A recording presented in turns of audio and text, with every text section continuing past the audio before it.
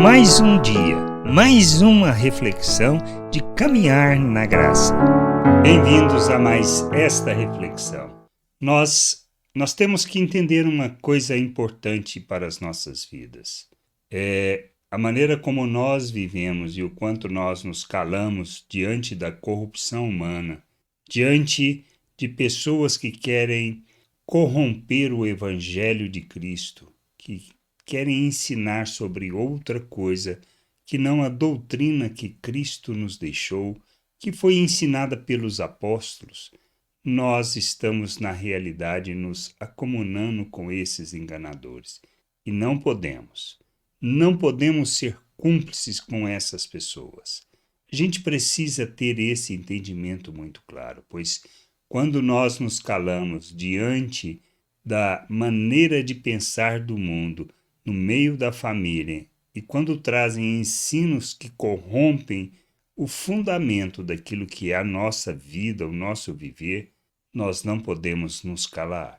E nem podemos conviver com pessoas que fazem isso e que pregam sobre essas doutrinas que não têm nada a ver com o Evangelho. O que nós precisamos entender? Lá na segunda carta de João, a partir do versículo 7 até o 10, diz assim, até o 11 diz assim: porque muitos enganadores têm saído mundo afora, os quais não confessam que Jesus Cristo veio em carne.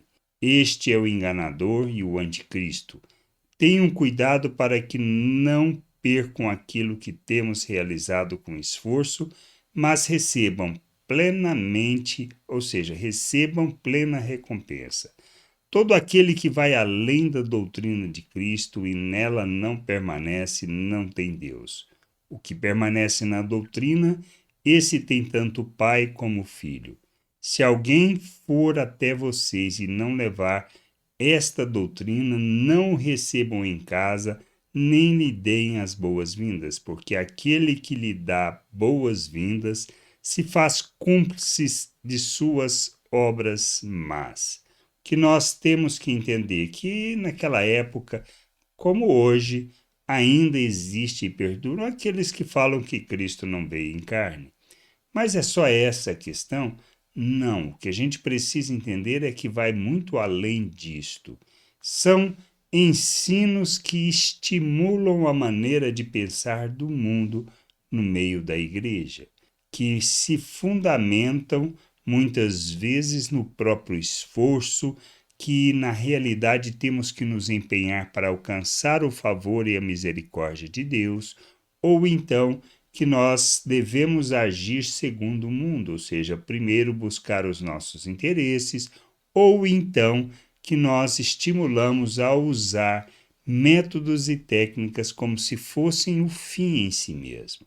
E não confiamos, não dependemos e não reconhecemos Cristo como Senhor, nem que morreu e ressuscitou em nosso favor, para que nós pudéssemos receber o perdão e a justificação. A gente precisa entender qualquer ensino que vá além disto, que vá além daquilo que é o fundamento, que somos pecadores, que somos miseráveis diante de Deus e que dependemos inteiramente dele, e que dependemos da graça de Deus e do que Cristo fez por nós, não tem nenhum propósito que não estimular a natureza humana. Nossa salvação, a nossa reconciliação é pela graça de Deus, por meio do que Cristo fez naquela cruz. Não tem outra solução. Precisamos nos arrepender e nos submeter, de maneira que reconhecemos a salvação provida pelo nosso Deus. Não é pelo nosso esforço, não é mérito, não são obras que nós realizamos, não é o nosso empenho que vai nos salvar.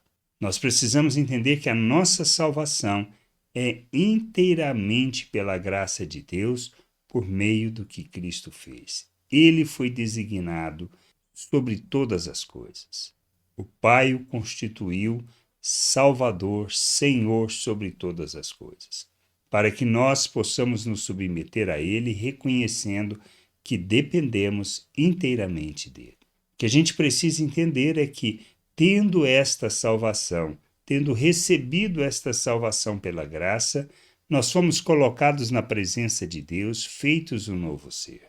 Que a nossa jornada é uma jornada de santificação, para expressarmos e revelarmos o nosso Deus ao mundo, e andarmos naquilo que seja a lei do amor, nos submetendo, nos ofertando de maneira que a vontade de Deus se cumpra em nossas vidas, por meio de nossas vidas. Qualquer ensino que venha diferente disto, nós não podemos aceitar. Não podemos permitir no meio da família, no meio do povo de Deus, este tipo de ensino, pois é o ensino do anticristo, é ensino segundo a maneira de pensar do mundo, que não tem nada a ver com o nosso Deus. Se nós recebemos essas pessoas, se nós acolhemos essas pessoas e permitimos que elas ensinem, nós estamos nos acomunando com este tipo de ensino e com este tipo de pessoa no meio da família de Deus.